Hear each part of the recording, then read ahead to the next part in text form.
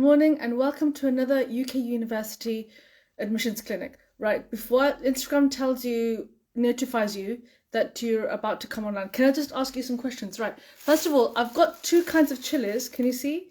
Right, my son told me to actually make jollof rice for him. Okay, so I need to know from you guys, do I need to use, can I use green chilies or does it have to be the proper, the red peppers? This is like Naga chilies. Can I use any of those or not really? Let me know. That's question number one. Question number two, you know the chicken for jollof rice, does it have to be fried or can I oven bake? Moyo, if you could let me know, for jollof rice, do I have to oven bake the chicken or does it have to be fried? I need to know. Okay, and the second question is, in terms of chilies, okay, will green chilies do or do I have to actually, have the proper really chili stuff? Let me know. Okay, right. So that's that. Right, so basically this is the plan. Please let me know, Moya. Right, so the plan is this. I've only got one announcement really. So if you're not here, you can watch it later on. So the plan is this. I'm only talking to Ayanto Moyo. Hello. Right, so basically here we go. Now that the September admissions deadline has gone, the next focus is on January 2023. I am only going to take in admission, consultations for students if all of their documents are ready.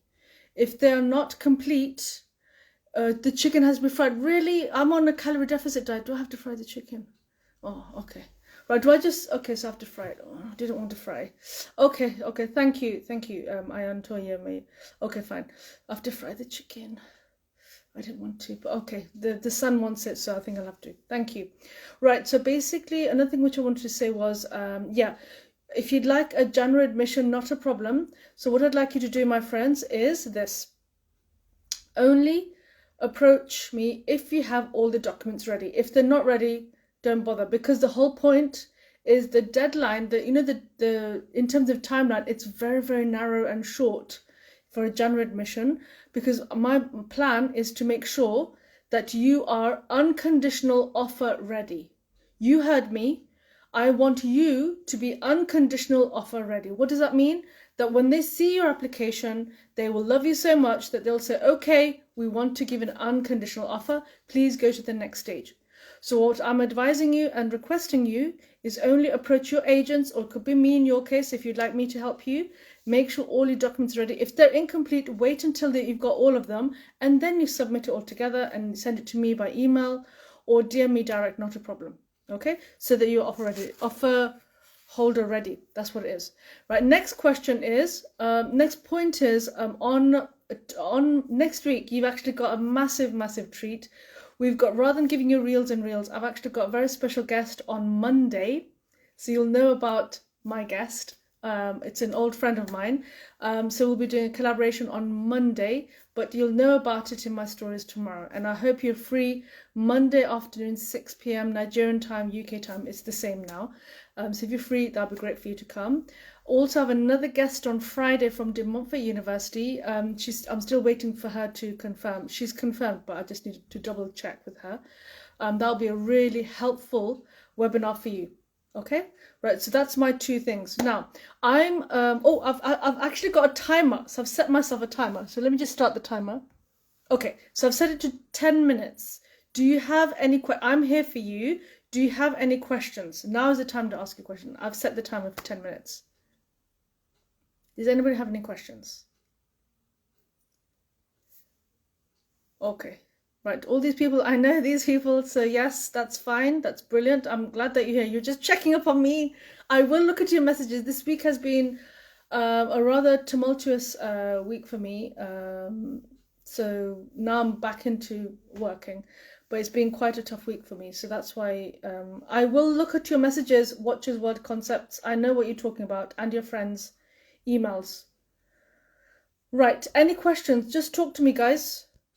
Any questions apart from the jollof rice? I will show you the end product of when I've cooked the jollof rice. My son is like really into YouTube videos and he just watches food videos all day. He goes, Mom, can you make this today? So I've got most of the ingredients. I just need to, after this live, I'm going to go and buy the chicken. Okay, and Moyo said I have to fry the chicken, not to oven bake. I'll see if I can oven bake my own. Right, any questions so far? Just ask away. That's what I'm here for. if you've got any questions you have, if there's any inquiries that you need to resolve, let me help you. Okay, no questions. Okay, you've got 8 minutes. How do I fill up 8 minutes? Okay, what can I say? Okay, so in terms of documentation, I know, Nigerian universities are actually on strike, universities. I sent my forms, I don't know if you get them. I'm going to look at them after this. After I've cooked the rice, I'm going to have a look. I'll have a look, Watchers World Concepts, because I've left your message unread, so I will look at it after this. I'm concerned about the rent, Master Godfrey. Okay. Let me tell you about the rent in Leicester, for example. So as you know, if you're in the capital in London, for example, living costs generally, whether it's food or accommodation or rent, is more than if you're outside London, number one. It's like saying if I lived in Abuja or Lagos, the rent is more than if I lived outside Abuja and Lagos, for example. So basically in terms of rent, what I'd highly recommend you do, Godfrey, I know Godfrey, and that is to go for private accommodation, share with other people. The websites that you need to go to is I think it's called spareroom.co.uk, something like that. DM me and I'll let you know. There's one website called spareroom.co.uk where you can actually find houses that you rent out. You know, in every house you have like 2 to 3 to 4 bedrooms. So every student has their own room. So let's say in Leicester is dead cheap. So the rent in Leicester starts from, let's say, £60 a week. It is £60 a week, okay, and then it can go up. If you got more of a budget, if you have a bit more money to splash, then you can get your own apartment that'll cost you more, and so on. But the best way is if you actually get your shared accommodation, private sector. If it's university-owned property, it starts from £95 a week to £135 a week. Let's say Dumont University. But if you go private accommodation, spareroom.co.uk and also rightmove.co.uk. That one I can write. rightmove.co.uk. I think it's that, or it could be .com. So have I written it down? I wrote Rightmove. Okay. So yeah, I will look at your email. Don't worry, I'm under my radar. Rightmove, that's one, and the other one is called Spare Room. Is either .co.uk or .com. Okay. Any other questions? No questions. Oh, we're doing quite well today. Anybody else? These are all my students. Can I live in a shared apartment with my family? Of course. I think you'll need your own privacy. You can try, but usually it's for single people, Godfrey. It depends who you're living with, so it depends. Other places where you can go, for example, if you go to De Montfort University's Facebook page, you also get a section which is just for private accommodation, so you could get families there. Actually, that's a very good question. Dundee University, what they do is they actually have an accommodation office on campus where they actually give approved rent properties for renting. So see if you like those. But if you're bringing family, you will need to be on a slightly bigger budget because you'll need probably 2 rooms minimum. But you can try. There's no harm. Go to spareroom.co.uk for more of a budgety kind of accommodation if you want to share with other people. And Rightmove is more if you want to have your own place, your own property, own building. Right, anybody else? We're doing okay. So that's that. Looks like you're on your way to sorting that out. Let me know what you think. Right, any more questions? So yeah, with regards to, I've got 4 minutes. So basically with regards to documentation, make sure, I know, like I said, the Nigerian universities are on strike, so how do you overcome that problem? You're probably thinking and shouting at me on the screen that, Afsana, I can't get everything. What do I do? The solution to that problem, my friends or my followers, is that you need to there must be a lecturer or a teacher that you still have contact with. If you do, kindly just contact them, and if they could confirm on letterheaded paper, if they have any at home, with the official designation, their official email address, official phone numbers, if they could confirm that, look, you cannot get your transcript, you cannot get your degree certificate due to the strikes, your lecturer can state that they do not know when this will finish because you don't know when they'll finish, and also they concur or they agree with your results, because they are your teacher and you are their student. Does that make any sense? If you haven't got your international passport yet, it's quite difficult to get hold of a January admission. But if you get it imminently by, let's say, beginning of August, middle of August, then that's okay. With regards to money, look, this is another thing I need to say. I need to say that I've got 3 minutes. I'm willing to accept and look after you as long as you can show that you have the means for January. Okay, so I will be asking you for your finances. If your finances is not ready, I don't think I'll be able to consider even taking on your case. Okay, so how much money do you need? That's probably your next question. First of all, the money has to be from your account or your parents' account, nobody else. If you have a partner who wants to give their money to, if you're married, then it's the same thing, isn't it? As long as it goes into your account, not your spouse's.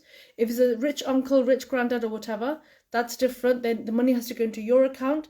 But be aware, you may be asked, it has happened before by UKVI, they may ask you, what is the relationship with this person? Can you prove it?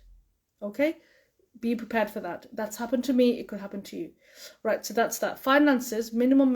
You need £9,207 for living costs. You need to show 9 months living costs outside London. If it's inside London, it's a bit more. I think it's 12,000 something pounds, £12,600 in London. Outside London, £9,207. Also, your remaining fee. So whatever your amount of your fee minus the deposit. So whatever's left, that has to be in the bank. That has to be in the bank. Hello, Hamid. Right, so as a consequence, I could say roughly, people should have roughly about 16 to 20,000 pounds in the bank, but you need to also add your deposit money on top.